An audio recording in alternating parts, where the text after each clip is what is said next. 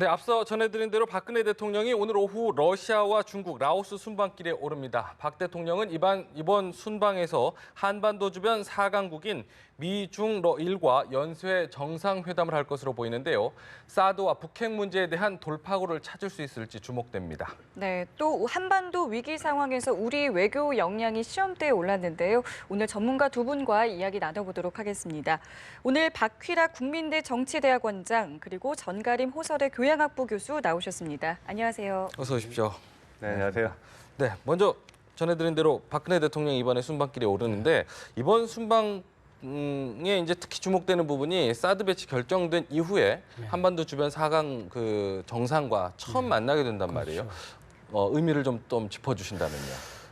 아무래도 이제 뭐 사드로 경색될 수도 있는 그런 관계를 한번 확인해보는 그런 그 효과가 가장 크지 않을까 싶습니다. 예. 사실은 뭐 저는 우리 내부에서 생각하듯이 사드가 그렇게 큰 그 국제 정치적인 이슈라고는 생각하지는 않습니다. 그러나 어쨌든 간에 국내 우려가 있기 때문에 이번 기회를 통해서 그런 회담을 통해서 상당히 우려를 불식시킬 수가 있지 않을까 싶고, 네. 그러나 더 중요한 것은 사실 이제 북한 핵미사일에 대한 위협이죠.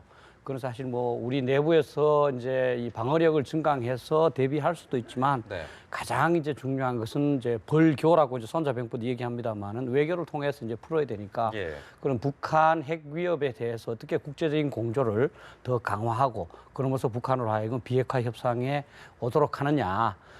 그러한 선상에서 계속적인 그 회담을 했었고 이것도 그 일환이라 이렇게 생각합니다. 네, 이번에 가면서 과제가 꽤 많을 것 같아요. 네, 어떻게- 맞습니다. 네.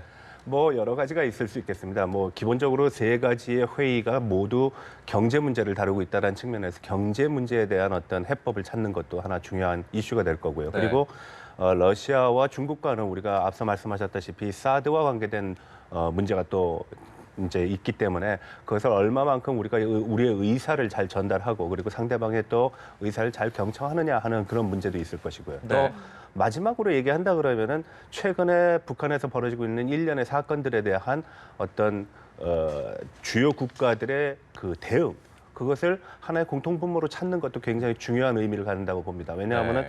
잠수함 발사 탄도미사일이라는 것이 사실 그 탐지하기가 쉽지 않거든요. 예. 그리고 국제사회에 대한 그 엄중한 도전입니다. 왜냐하면은 지금 제재 결의안이 나온 상태에서 발사를 여러 차례 했거든요. 그리고 그 과정이 매우 빠른 속도로 이제 발전을 해가고 있다라는 것도 우리가 굉장히 주의해야 될 부분이라 이거는 비단 한국의 문제뿐만 아니라 동북아 그리고 전 세계에 대한 어떤 공통적인 위협이라는 측면에서 우리가 접근할 필요가 있다라고 생각합니다. 예. 네.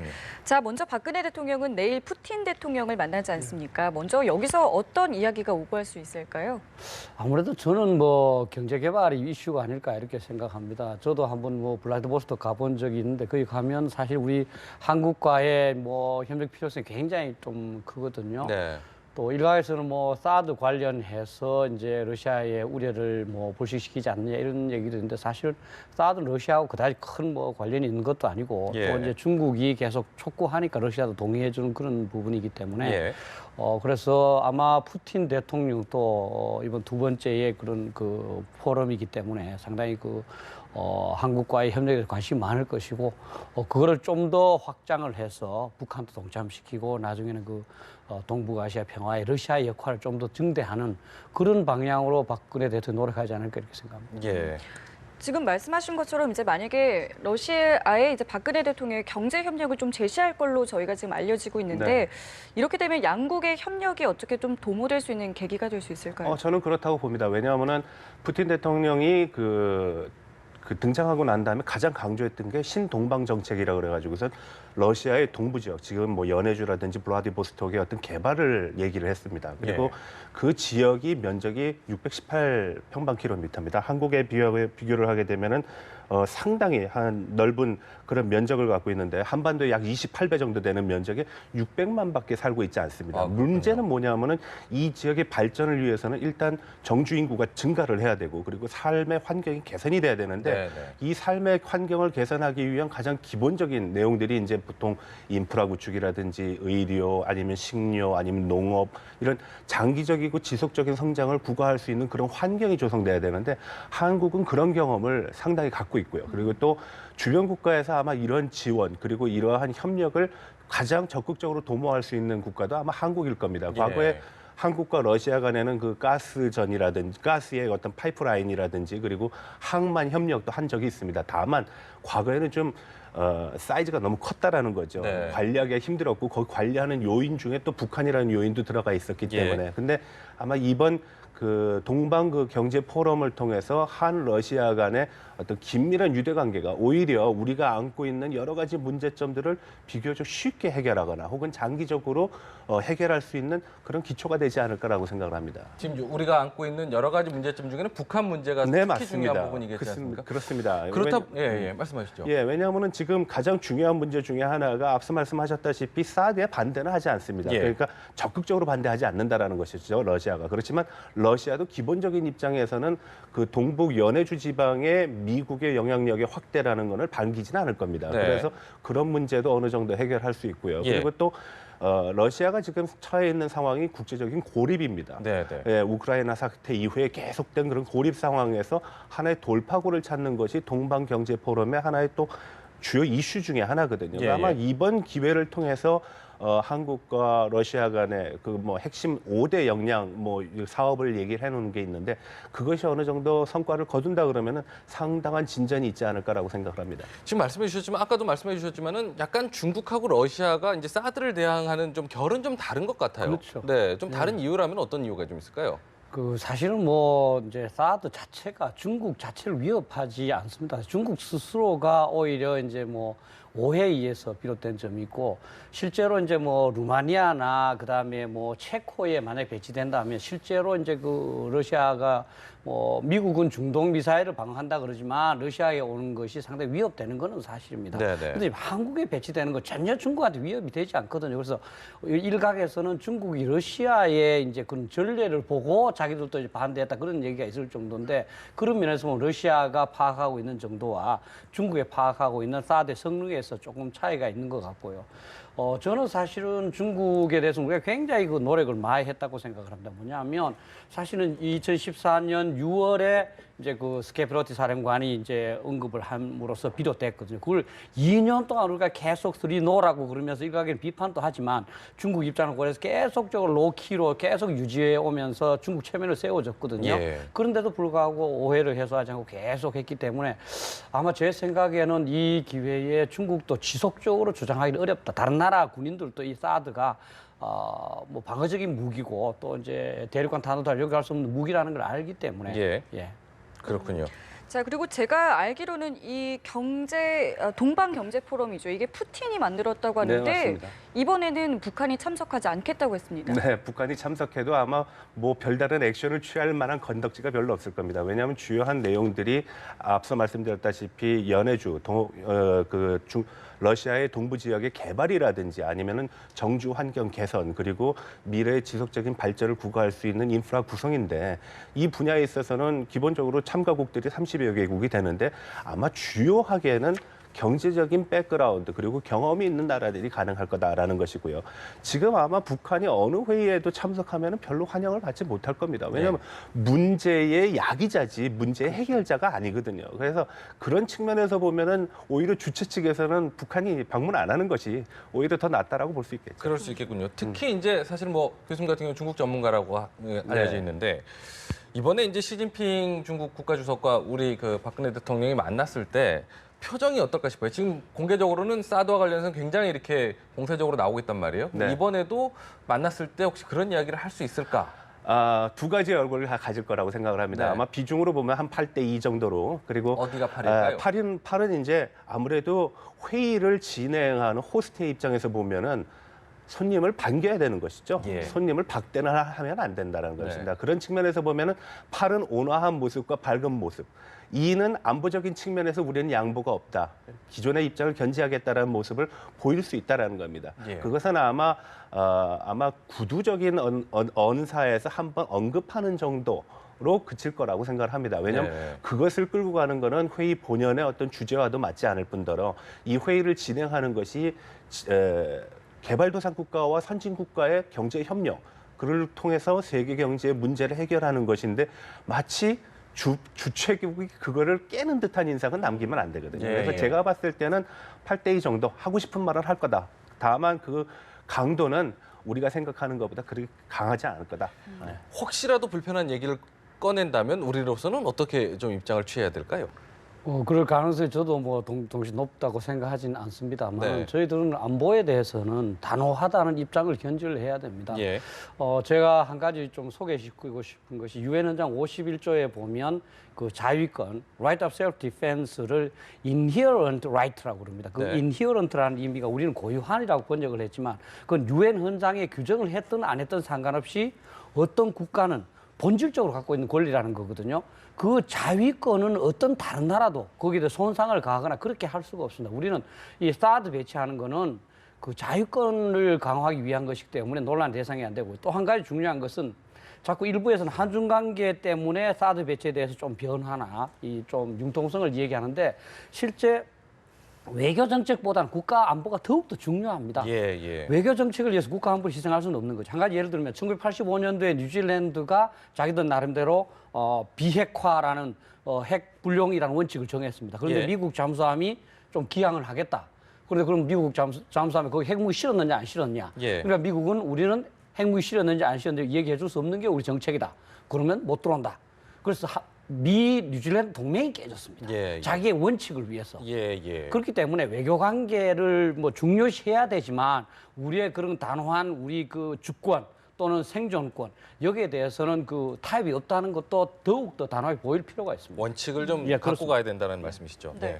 자, 이렇게 한중 정상회담이 끝나게 되면 한미 정상회담이 있는데 그 사이에요. 그러니까 3일이죠. 내일은 바로 미중 정상회담이 있습니다. 이렇기 때문에 이 미중 정상회담이 어떤 결과를 나오냐에 따라서 또 한미 정상회담이 또 어떤 결과를 나올지 이게 네. 굉장히 큰 변수가 될 것 같아요. 네, 뭐 미중 정상회담이라는 거는 아마 아주 큰 맥락에서의 논의가 진행될 겁니다. 뭐 양국 간의 그 협소한 문제가 아니라 그 세계적인 문제를 논의할 텐데 가장 중요한 문제는 지금의 불확실성을 어떻게 해소하느냐의 문제가 이제 첫 번째 이슈가 될 것이고요. 두 번째 이슈는 아마 중국의 어떤 기여 같은 거를 미국이 굉장히 푸시하는 그런 모습을 보일 겁니다.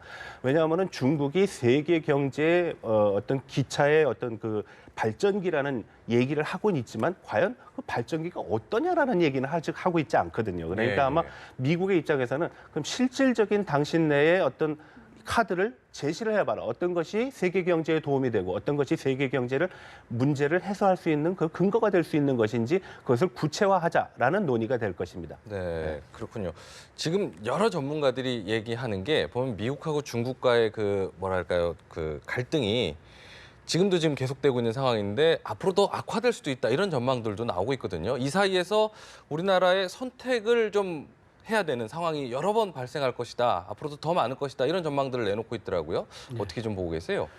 뭐 그 이제 시간을 어떻게 보느냐에 따라서 다르지만 어쨌든 이제 뭐 두 개의 파워가 생기면 아무래도 경제적인 그런 측면이 늘어나겠죠. 네. 근데 저는 우리 국민들께서 좀 명확하게 해야 될 부분이 동맹 관계와 동반자 관계의 차이입니다.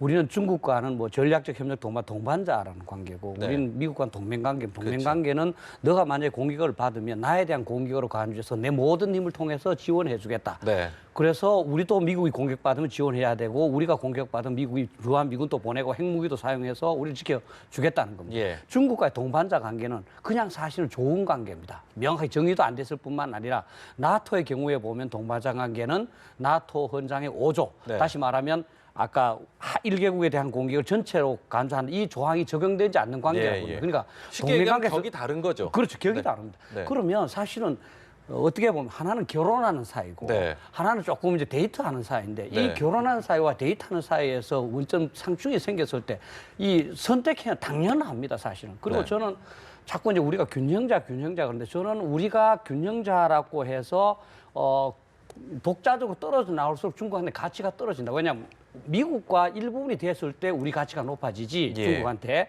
우리가 독자적으로 떨어져 있는 한국은 그다지 가치가 높지 않거든요. 그래서 우리는 오히려 미국하고 명확한 그 동맹 관계를 유지함으로써 중국이 한국한테도 잘 보여야 미국을 중심으로 한 세력이 좀 약화되겠다.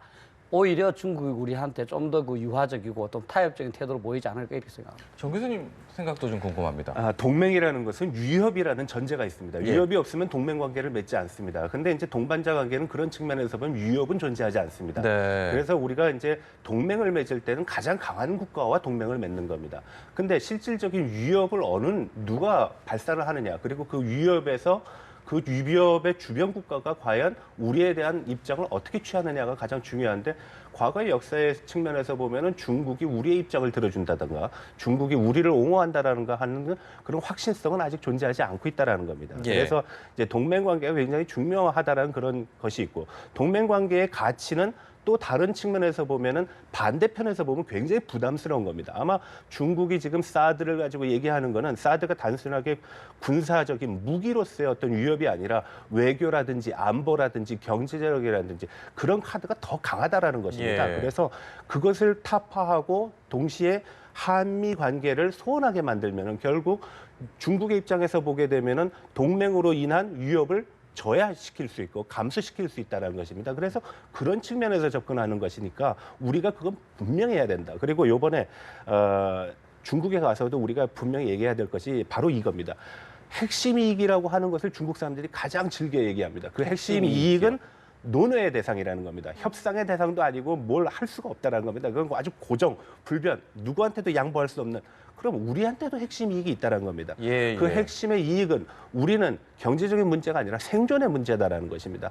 아마 중국의 입장에는 명분이라는 것도 있을 수 있고 경제적인 이익이라는 것도 있을 수 있는데, 우리는 생존의 문제라는데 생존의 문제를 어떤 거와 바꿀 수 있느냐라는 거는 분명한 입장이라는 것이죠. 그래서 오히려 G20이 이러한 환경 속에서 이 얘기를 하기가 굉장히 편한 그런 분위기를 조성하는데도 일조를 할 것이다. 저는 그렇게 생각을 합니다. 그렇겠군요. 우리의 핵심 이익, 생존을 강조하면 그렇죠.